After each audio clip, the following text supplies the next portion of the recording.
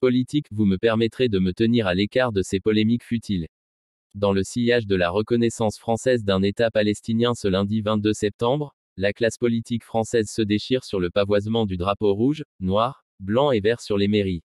Un sujet sur lequel ni Jean-Noël Barrot ni l'Élysée ne souhaitent se mouiller.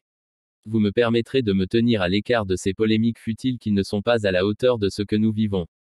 Aujourd'hui, c'est un jour historique pour la paix et je ne souhaite pas qu'il puisse être instrumentalisé, aux fins de polémiques politiciennes, aux fins de nous diviser dans un moment où nous avons besoin d'être unis pour être forts, a déclaré le ministre sortant des Affaires étrangères sur TF1 avant de s'envoler pour le siège de l'ONU à New York. Drapeau palestinien sur les mairies, Retailleau veut les interdire, mais que dit vraiment la loi? Relancé pour savoir si ses propos s'adressent à son collègue démissionnaire de l'Intérieur Bruno Retailleau qui a passé consigne pour interdire ces pavoisements, le chef de la diplomatie française s'en tient à son absence de position. Je récuse toute tentative d'importer dans notre pays, aux fins de diviser, cette question israélo-palestinienne à laquelle la France s'évertue à trouver une solution. La déclaration est dans la ligne de l'Élysée qui, lors d'un point avec la presse ce vendredi 19 septembre sur le déplacement onusien, s'est refusé à tout commentaire sur le sujet.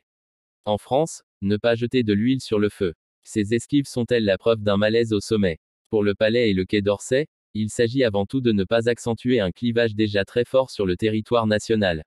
Car derrière la polémique sur le pavoisement des drapeaux, c'est plus largement la reconnaissance par la France de l'État de Palestine qui est discutée. Au-delà du clivage gauche-droite, les divergences se font entendre jusque dans le camp présidentiel où l'accélération d'Emmanuel Macron sur ce sujet interroge.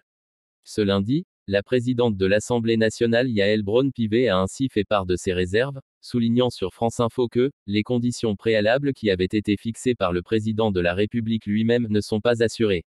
Selon l'étude d'opinion YouGov pour le HuffPost réalisée cet été, seule une très courte majorité, 53% d'adhérents macronistes se disent pour. Dans ces conditions, toute prise de position tranchée de la présidence sur le pavoisement des drapeaux est susceptible d'enflammer un peu plus le débat.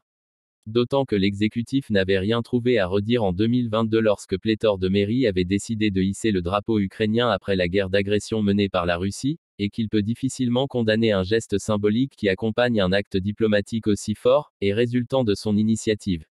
S'immiscer dans ce débat, c'est prendre le risque de voir la parole présidentielle à la tribune de l'ONU décrédibilisée par ces embrouilles nationales, alors qu'est